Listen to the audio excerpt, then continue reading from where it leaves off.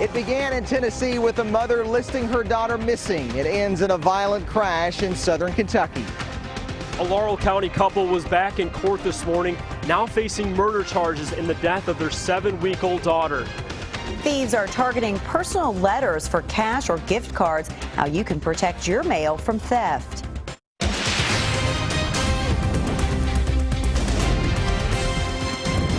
WKYT News starts now with breaking news. We have just learned some new information in the search for an accused killer who escaped from custody this afternoon. Police are currently searching for William Napier in Lee County. He is charged with murder in a July stabbing death in Breathitt County. Police have set up a perimeter along Highway 52 just outside Beattyville near the Rock of Ages area. State police tell us they have found the T-shirt he was wearing. Napier is believed to be wearing khaki pants and now with no shirt, and he may have a cut on his arm or hand.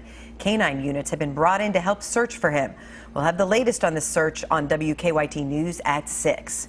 A wild scene in southern Kentucky after a police chase ends with a crash. It happened last night near Corbin. Police say a 16-year-old girl was behind the wheel and wouldn't pull over for a traffic stop. Just after police ended the chase, they say she hit a semi head-on. The girl and her passenger are now in critical condition. Phil Pendleton is in Corbin with our top story at 5:30. State police say that this all began about 3:30 on Thursday afternoon when a Mercedes SUV passed a state trooper in the emergency lane going at least 75 to 80 miles an hour. Police say the chase was getting so dangerous, the Mercedes SUV going so fast on 25, they decided to back off. Moments later, they learned the SUV went through a median. It was going north in the southbound lanes and then crashed. Struck 3 other vehicles, sideswiping those vehicles, and then hit an 18-wheeler head-on. The 18-wheeler was stopped at a red light. Police say the 16-year-old girl driving was ejected. Her passenger, a 20-year-old man by the name of John Deaver, was also hurt. Police say they're not sure if alcohol or drugs were factors. You know, it's just a very sad situation, knowing that the mother had reported her missing earlier that day, and then to come find out later in the evening that your daughter has been flown to the University of Tennessee in critical condition. Police say they don't know why the teen didn't stop, why they seemed to be in such a hurry and speeding along US 25 in southeastern Kentucky. You know, all this could have been avoided if she would have just pulled over when she saw the blue lights, and it's just a very unfortunate situation that's occurred. State police say that they are still investigating what the relationship was between the 16-year-old and Deaver and whether he may face some additional charges because of that. In Knox County, Phil Pendleton, WKYT. Both Deaver and the 16-year-old girl at last check were said to be in critical condition at the University of Tennessee Hospital in Knoxville. Police have arrested one suspect and are on the hunt for another in connection to the deadly shooting of a man outside a Lexington motel. Lexington police arrested 22-year-old Destiny Huff of Nicholasville today, charging her with murder and robbery. Investigators say Huff and 28-year-old Daniel Glasscock were involved in a drug deal with Victor Villagomez Duarte. He was shot early Monday morning outside the Microtel Inn on Buena Vista Drive.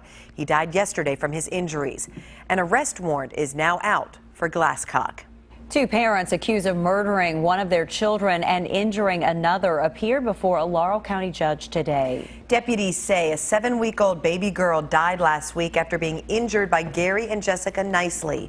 They say the baby's twin sister was also hurt. WKYT's Mike Byer has more on what happened in court. Gary and Jessica Nicely once again stood before a Laurel County judge. The couple now faces murder charges in the death of their 7-week-old daughter.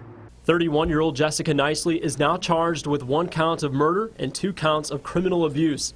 As for her husband, 34-year-old Gary Nicely, he is now charged with 1 count of murder and 1 count of criminal abuse. Investigators say their newborn, Mia, died at their hands. Deputies say the 7-week-old girl passed away at Kentucky Children's Hospital last week after suffering serious injuries. The baby's twin sister, Maya, was also taken to the hospital with injuries. Family says she has made a full recovery. Gary's brother says this has really been a difficult time for both families, especially now that Mia has been laid to rest. I can't sleep, my brothers can't sleep. It's just hard. It's just something you don't see, you know, and I really don't never imagined it being in my family, you know. I just hope the one that's really responsible just speaks up and tells the truth. Now, Jessica Nicely will be back in court Tuesday for a preliminary hearing. As for Gary Nicely, his case has been waived to a grand jury. He will be back in court next Friday. In Laurel County, Mike Byer, WKYT. The couple's bond is now set at $300,000. A deadline for forensic testing has been set in the trial of a man accused of murdering a child.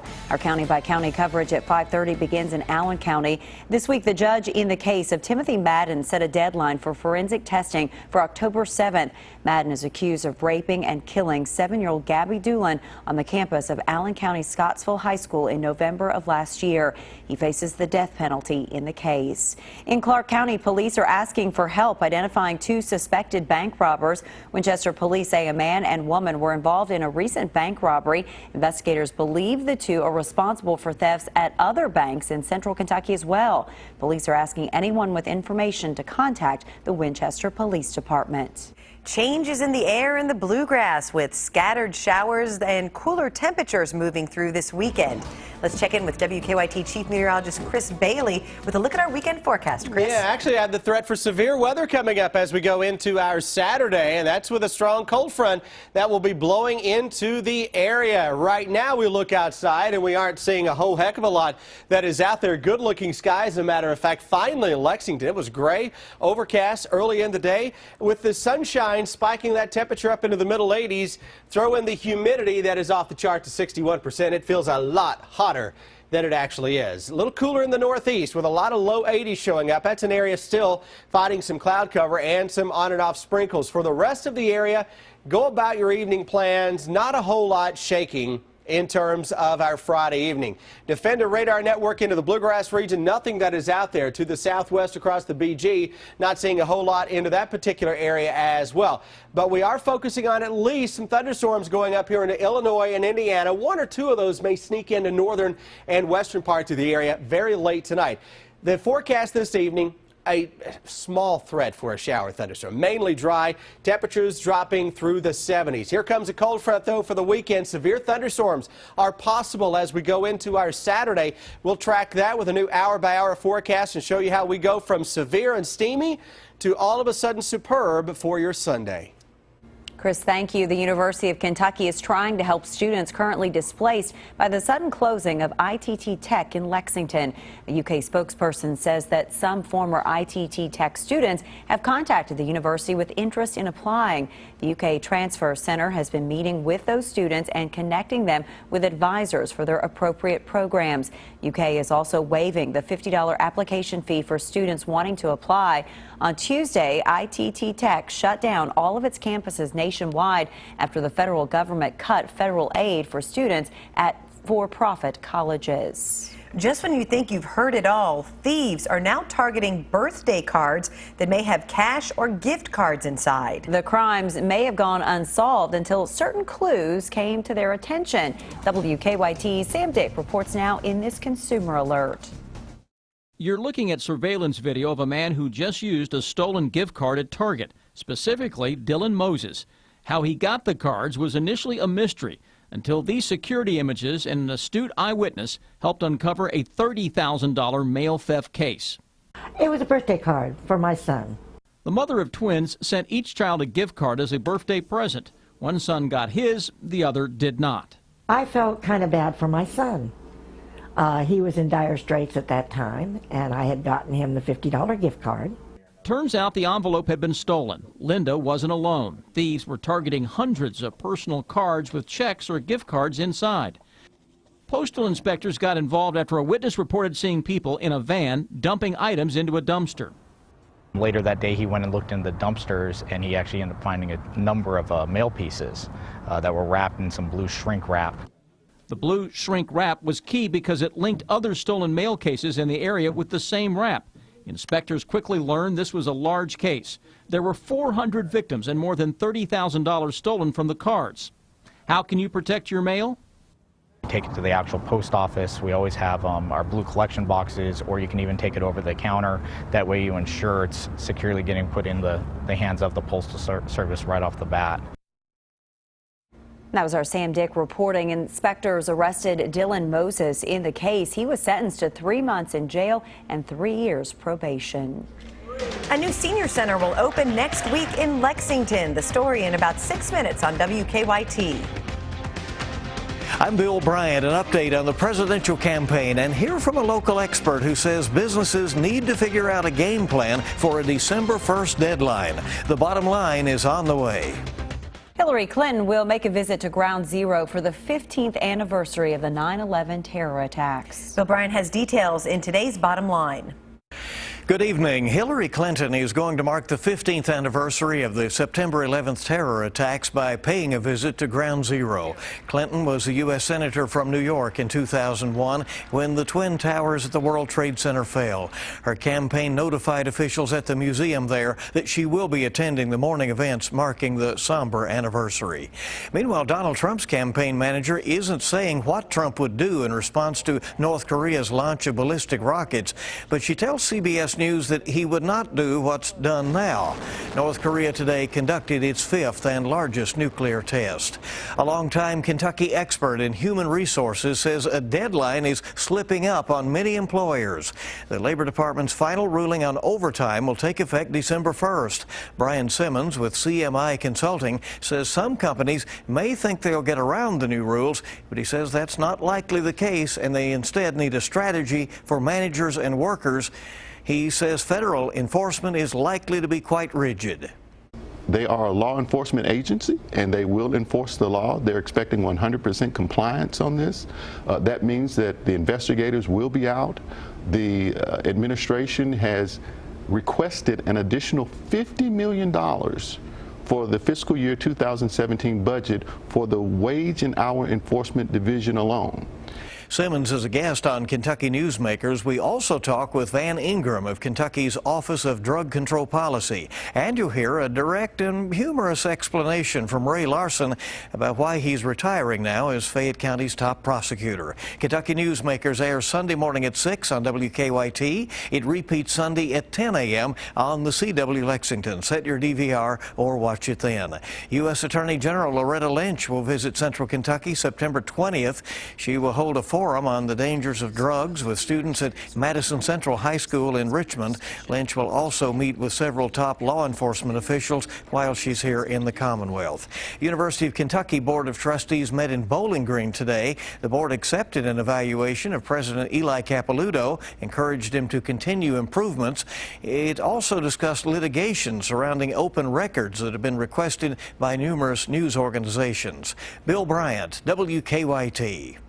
A new $13 million senior center in Lexington will open for business next week. A ribbon cutting took place this morning at the new facility in Idlehour Park behind Southland Christian Church on Richmond Road. The new center will replace the city's current facility that's 33 years old. Well, I mean, it's so much bigger and probably a lot better serve a lot more people. You know, that's the big thing. You know. The new center includes space for fitness, music, dancing, dining, and more. Activities at the center will begin September 15th. Now, your hour-by-hour forecast with Chief Meteorologist Chris Bailey. Temperatures starting to steam it up a little bit again this afternoon after the morning clouds. Some scattered showers and thunderstorms give way to that little more tropical atmosphere we've talked about to start the weekend, and that may set the stage for some stronger thunderstorms heading into the day tomorrow. A lot of mid-80s into parts of central Kentucky. Every sky cam that we look at now starting to get in on at least a little filtered sunshine out there. Low 80s northeastern Kentucky. It's 81 Maysville, 82 into the Moorhead area. Mount Sterling checking in on 84. We've been hotter across the south where you had more sunshine.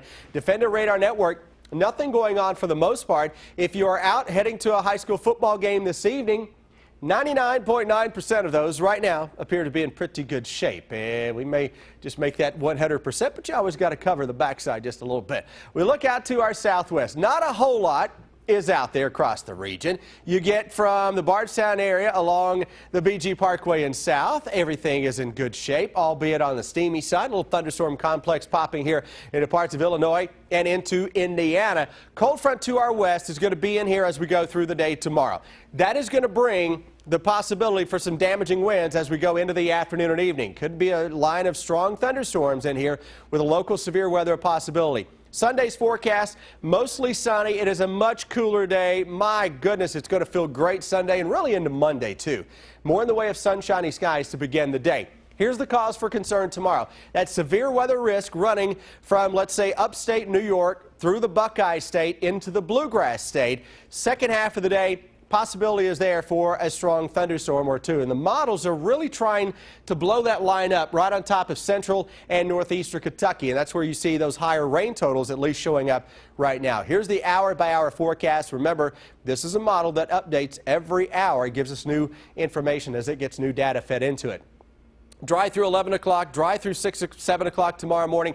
Noontime, temperatures are going to really take off. We could hit 90 into eastern Kentucky before a line of thunderstorms develops. And it's going to be a line that really blossoms right on top of central Kentucky, works its way to the east, damaging winds a possibility with that. As that zips its way through here, that cooler and drier air surges in from northwest to southeast. So when you wake up Sunday morning, how about mid-50s? I think we can handle that. Upper 60s to low 70s at noontime on Sunday. As we're watching the NFL season kicking off here on CBS and WKYT, those temperatures into the 70s. Maybe we can take the TV out on the patio. 75, 76 degrees, depending on where you are. Quick drop in temperatures with dry air in place Sunday evening, and that may set the stage for some pockets of upper 40s on Monday morning. Now we're talking, and then we head back to 85 on Tuesday of next week, and then we drop it back down into the upper 70s. That's a little roller coaster ride we've talked about setting up over the next few weeks. Watch tomorrow afternoon. Could be some big boomers. All right. Thank you, Chris. Brian is up next. Live look at Lexington rush hour traffic. Collision free now. The crash at South Broadway and Angliana leaving downtown has been moved out of the way. So traffic's okay outbound South Broadway to Frankfort, 28 minutes, to Paris, 21. Now back to you in the studio. Now Brian is up next. The UK women's basketball program getting a commitment today. Yeah, class of 2018 star Blair Green from Harlan County heading to UK to follow in the footsteps. A pretty neat angle bridging the past to the present with that. And the Cats players from Florida still looking for tickets. Sports is next.